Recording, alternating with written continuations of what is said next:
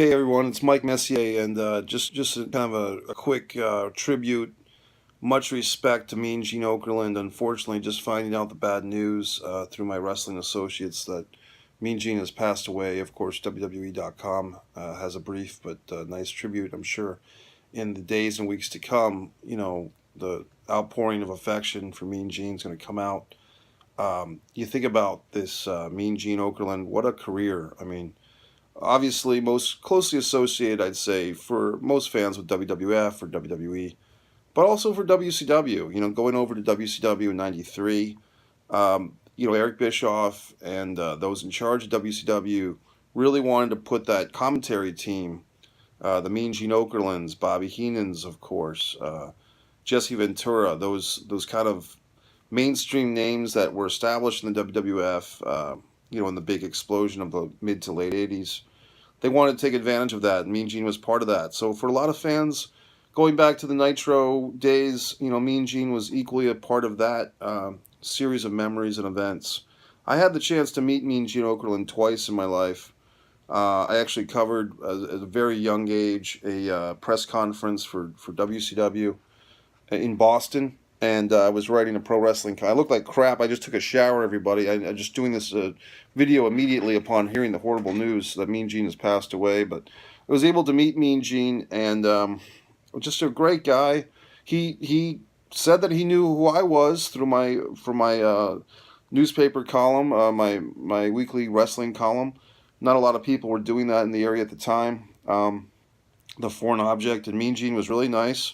And I remember asking him, because at the time there was so much heat, as it were, between guys going back and forth between WCW and WWF, and I just kind of buying into that a little bit too much. I said, Gene, is there any, do you have any good memories from your time in WWF? And Mean Gene just kind of said, of course I do. I was there for, 10 years or 8 years, whatever it was. And I said, of course I have great memories of being there. So Mean Gene was really a class act, and just kind of opened my eyes up to the fact that, as a wrestling fan at the time doing this column, just kind of buying into that these wrestlers or even the commentators have bad blood when they go back and forth. It's not always the case.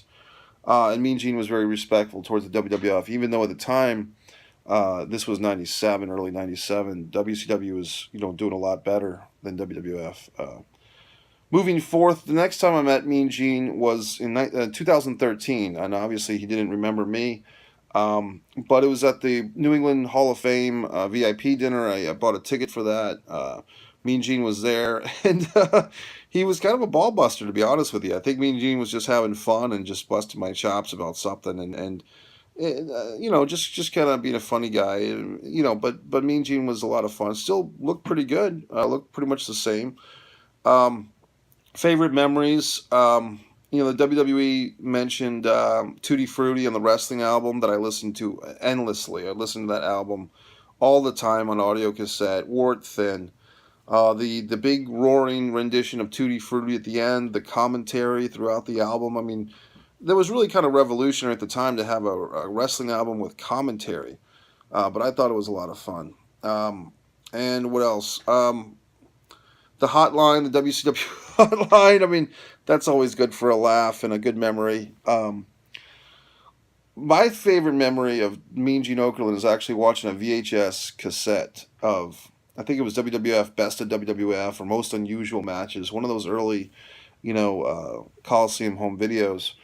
I guess the match was in, I want to say, Minneapolis, where Mean Gene was enlisted because he was kind of attacked at a house show or something by George Animal Steel and Mr. Fuji, kind of an odd pairing, but Mr. Fuji was managing to heal George Animal Steel, I want to say in the summer of '84.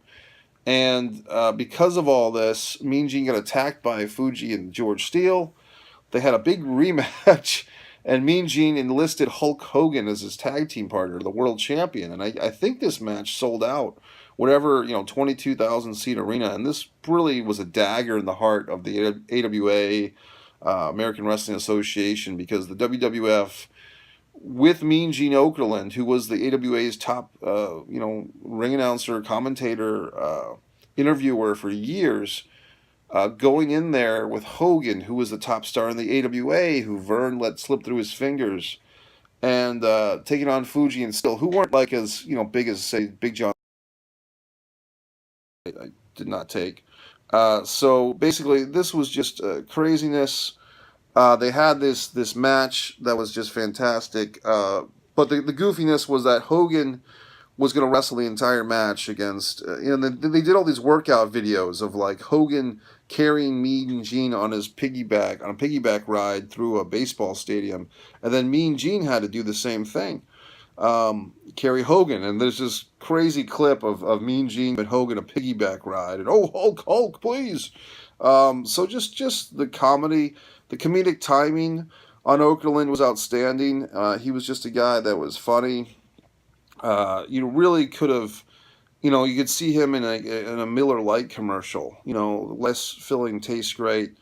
I mean, he's a guy that would have been Mean Gene great in Naked Gun movies, like a character actor in those type of films. And he's really a solid guy. He reached out to a friend of mine who had a birthday one year, and some wrestler got Mean Gene to call. I want to say it was Gangrel, but it could have been someone else. Call my buddy and wish him a happy birthday. Mean Gene was very nice to my friend.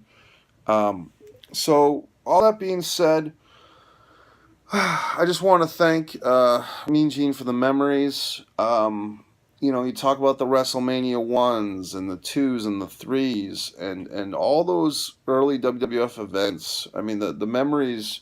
This guy, once again, another character in the soundtrack of our lives, the fabric of our community of wrestling fans. And I think the fans who really got to see him come through the AWA probably got the best of Mean Gene, but the WWF, WCW, just a real lifer, meaning that he was a guy who just was in the wrestling business, a part of the wrestling business.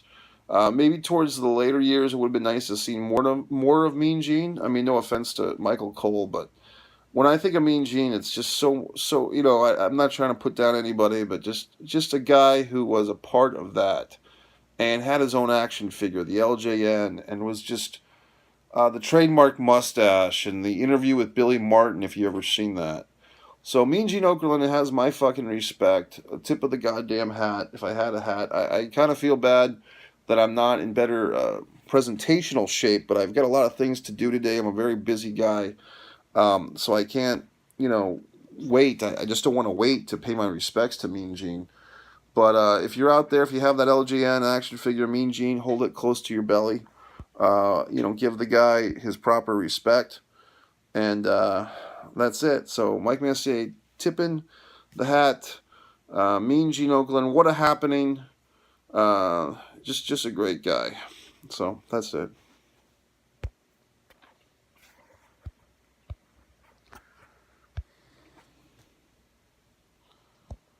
Thanks for watching. MikeMessier.com. Mean Gene Okerlund Tribute.